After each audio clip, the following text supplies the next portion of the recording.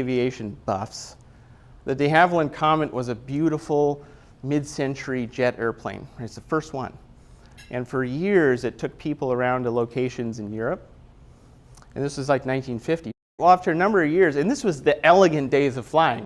People wore suits and hats, and they did the flying. What happened in 1954, comet's flying at altitude, blows up, crashes to the Earth in flames, and everybody dies. And people were like, this is 1954. Air travel is still pretty experimental, but only a couple months later, another comet's flying at altitude, blows up, crashes to the Earth in flames, and everybody dies. And the investigators are like, what the heck is going on with our airplane? Like, this can't be happening. And what they found out was that the comet was experiencing metal fatigue. You see, what happens is when you're an airplane on the ground, you have all of the weight of the atmosphere pushing down on you. So you're experiencing high pressure when you're sitting on the ground.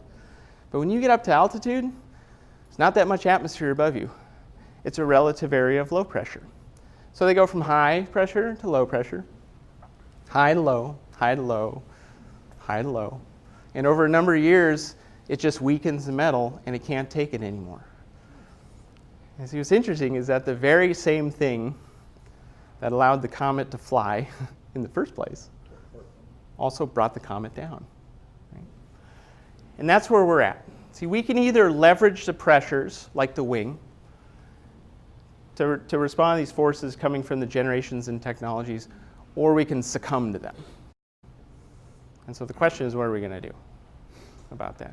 And so I get people to say, well, how? How do we leverage that? How do we do it? And so I say, well, there's only so many things you can leverage in life. One of them is time. Right? I say, okay, just work more. You got more time, right? Does everybody have more time? We could just work on Saturday. And they say, no, I'm not working anymore. And I say, let's throw money at it. You can throw money at problems and solve problems. And people say, no, my budgets are pretty tight. And so I say, the last thing that we can leverage is skill. And then I say, yes, we're on to something here. We're going to leverage our skill. And what we're going to do as leaders is leverage our skills and abilities to make use of these pressures that are coming in from the generations and technology. That's the goal.